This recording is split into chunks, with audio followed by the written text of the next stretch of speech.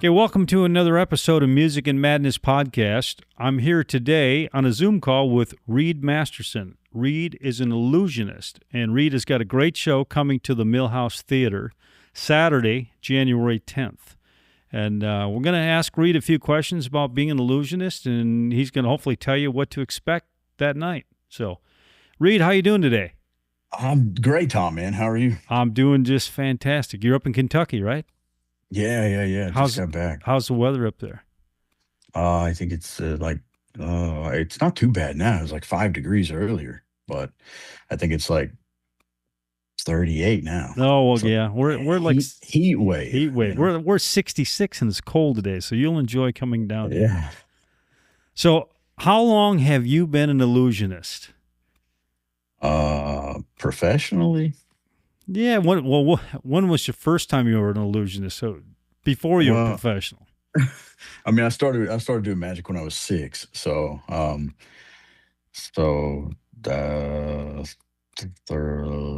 30 years. 30 years.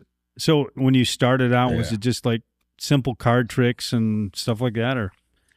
Uh, I mean, yeah, I guess simple. When I started out, I didn't. I watched a TV show. I'll keep this story short, but there was a bunch of magicians on this TV show, and before every commercial break, a magician would come on and he would do a magic trick, like in a bar or restaurant type setting, and but it would be using an ink pen and a post-it note, right? Like it would something that I had at home, Something simple. and yeah. But then after the commercial break would come back, he would teach you how to do it. So that show went on for 5 seasons. I watched every segment of his, and I collected everything that he taught, built my own little magic kit, and started doing magic shows for the neighborhood kids.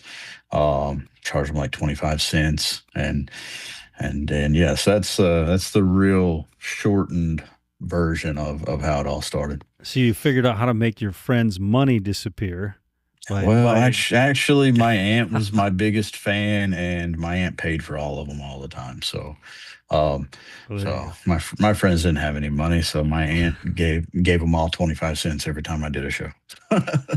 So, I'm assuming that you, out of high school, you've been doing magic shows. Have you had it not a real career, a different career outside of being an illusionist? I mean, so I've been performing professionally now for 20 years. This is my 20th year. But there was a time period where that wasn't completely full time. I'm also a graphic designer and photographer. So there was a period of, uh, I don't know, maybe 8, 9 years that I supplemented um, performing with photography and graphic design. But I've dabbled in a lot of things. So throughout my life, I've kind of I, I'm in the definition of self-made.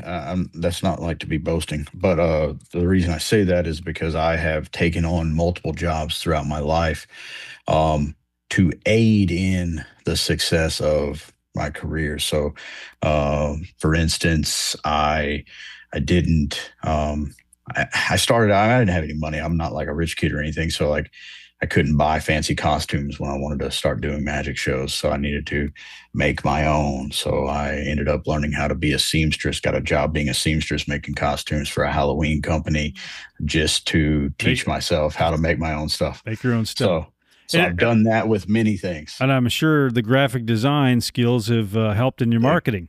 Well, the graphic design for that it's the exact same thing. So the Yeah. photography, I learned how to do it to take my own pictures, and then eventually I was like, oh, I can charge other people for this. Graphic Yeah. design was the same thing.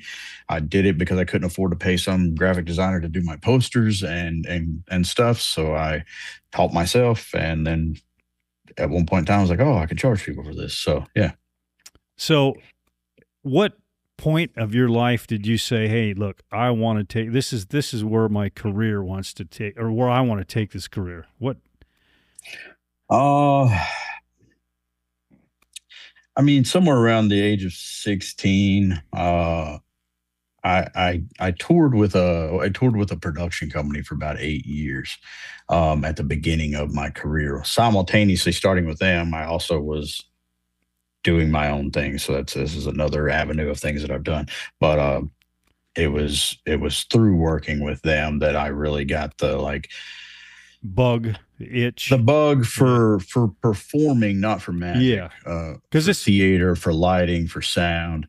I did work in a touring magic show as a like roadie slash stagehand and whatever, but yeah, what really the bug that bit me out of that was production theater and stuff like that. So yeah, at 16 I started doing my own thing.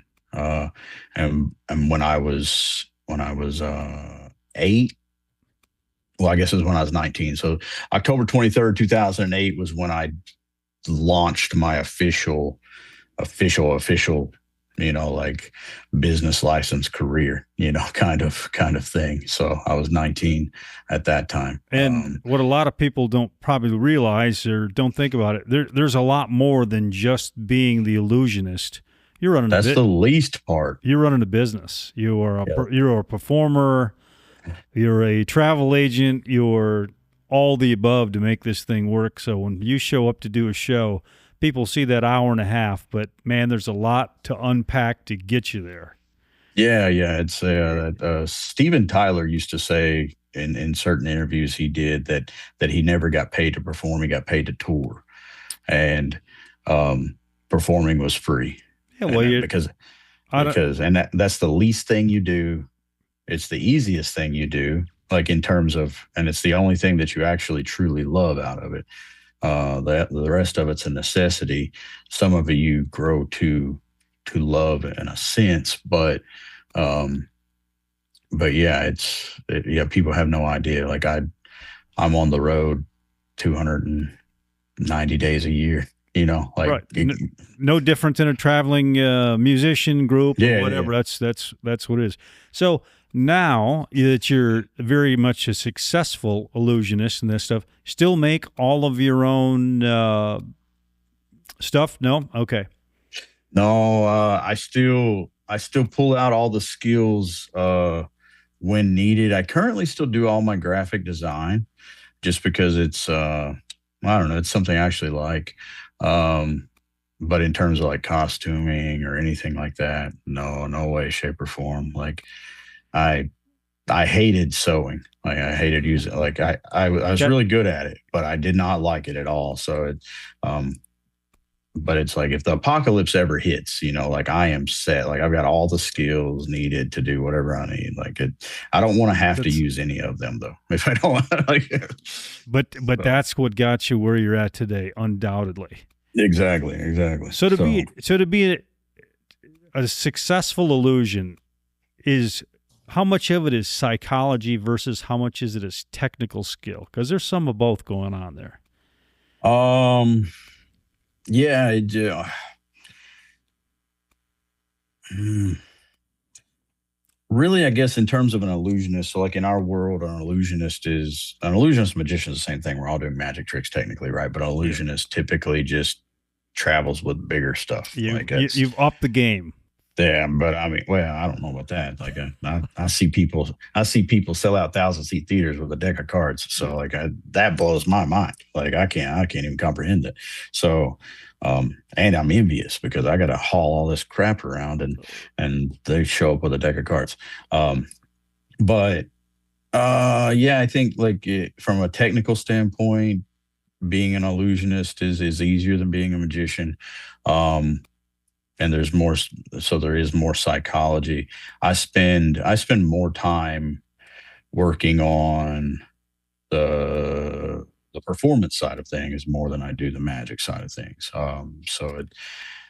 Character development and all the nuances that pull it all together is what I focus on the most. Yeah, That's what I. you couldn't just be a boring guy up there doing the tricks. It's a performance, Yeah, yeah, and yeah. and you've got to be well rounded to pull that off. Obviously, you are. I've been looking at some of the stuff you did online. It's not everybody can uh, do that. That's for sure. Have you ever had a performance or an illusion go bad on stage? Man, I mean, yeah, just like anybody else in the world, everything goes wrong. I always go back to one example when somebody asks me this, but um, I used to do a straitjacket escape. And this straitjacket escape, the danger, there's a danger aspect to it. And ultimately I had this like pyro, it was an explosive, but it's a pyrotechnic explosive. It's not a concussive explosive. It's not going to blow my arm off. Right. But it would completely engulf me in fire, like a fireball bigger than my body. And really and truly severe second degree burns would probably be the max of what the actual danger was. Um, but anyway, so I do this straitjacket escape. I'd have this explosive attached to me. I'd have 2 minutes to get out. And I had it all timed and choreographed so that, like I still didn't get out straitjacket completely, whatever, putting the acting pizzazz on it or whatnot. But, you do it 10,000 times. And sorry for all the That's fine. viewers. Yeah. It's magic. It's not, yeah, it's all fake. But no, so I would take this. I had this box that they call it a blast containment box. The Army uses them to detonate roadside bombs and everything. So I had a production company build one for me, and that was just for this, so that the explosive could go in the box. The audience could still see how dangerous it would have been, but it avoided the fireball, right? So, anyways, long story short, one day I forgot how to get out of straitjacket. After doing it, 3 or 4 or 500 times, I skipped one part, couldn't figure out that I skipped it, couldn't get out, couldn't get my arms out, couldn't get the thing off. I was finally able to grab it, like with everything still on me. I didn't have my arms out, but I had my arms loose, and so still had the sleeves on. I was able to grab it and just toss it. I had 2 seconds. So like I just tossed it and turned my head like this. And I've got it, if you scroll 10,000 pictures down on my Instagram, you'll see it. But because this was a long time ago, but like 2014, I think. But you see part of my head and one of my feet. The rest of me is completely engulfed in fire. So was your assessment pretty accurate of the second degree burns, or? So I 100% had no damage from the fire. Oh, that's great. But I gave myself an extreme hernia by straining so hard trying to get out of it with the strap that goes between your legs and doing all this crazy stuff. And yeah, I'd end up having double hernia surgery after the fact. But well, that sounds like that wasn't any fun, but that's better than burns, I'm sure. Yeah, no. I've had third degree burns one time, so I don't recommend it. But many things have gone wrong. That's just one of them. So what are the viewers going to be expecting to see at your live show? Magic tricks, hopefully. All the birds will be alive and flying. No, no birds. No birds. Yeah, the birds. I assume you watched videos. So, I toured the country with that bird act for 18 years, and it was a competition bird act. I won a bunch of awards. It was my baby, but I retired it at the end of 21, I think. So I don't know how many years it's been, but there no more bird, no more animals. I traveled with 15 animals for 13 years. I traveled with 15 animals, and so at the end of 21, I think I got no more animals. No more animals. So hey, that's news to me. So the animals are real. Yeah. There you go. Yeah. All my animals are actually rescue animals. I rescued all of them. Actually rescued them from like hoarding situations or whatever. So like all of my animals I had in my show would have died without me. So and then they lived in they lived what I think was an amazing life. A lot of people don't think that They were stars. animals was performers, but Yeah. Yeah. and there are a lot of performers that don't treat their animals well. So people have a right to think that. But yeah, mine were my babies. If you go back on like Instagram, or whatever, you can see all my dog. There's my dog right there in that picture. Oh yeah, I see him. Yep. But he's gone, and his ashes are in that necklace. There you go. But yeah, that's my baby. So yeah, huge animal lover. Yeah, we are too. That's I'm glad that they all had a great life. I didn't realize. Well, I guess it probably depends on the caliber of the magic show. Maybe some animals aren't completely real, but they might look like they're real.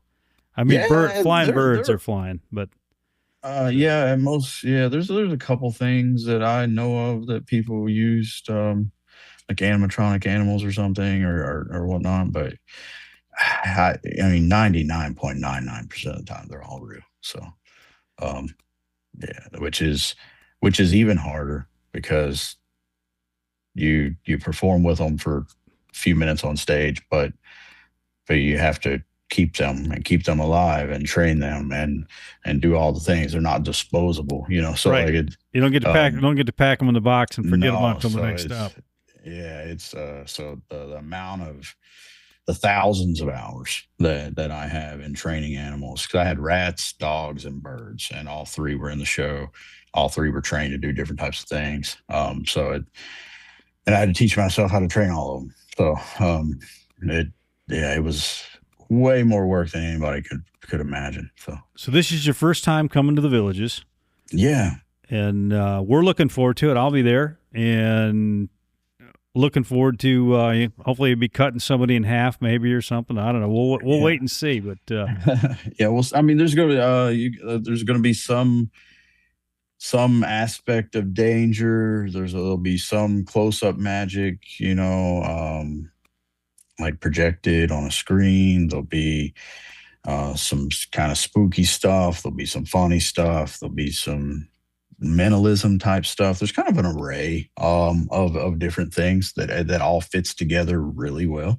But yeah, I kind of stretch it all out and do a bunch of different things. But it also has to fit into carry-on our check bags on a plane. So that's which is an awesome challenge. But yeah, okay, it should be pretty good, man. I think. I mean, that's what I've heard. Anyways, I heard it's fantastic, and hopefully we'll make sure that this thing gets sold out. I haven't looked at ticket sales, but I have no clue. So I think that this is a great act. I haven't seen anything like it down here, so you should be. Yeah, I've seen some of the other. I know a few of the other people that they've popped up down there, so I'm excited to come. I've worked with Kinda. Wand for many years. So she's a doll. She's a great lady.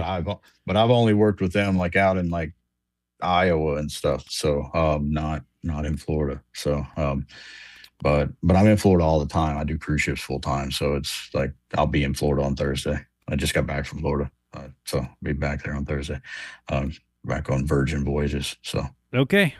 Sounds good, man. Well, I'll let you get back to it. Appreciate you taking some time to tell our viewers what to expect, and I'll see you on the 10th.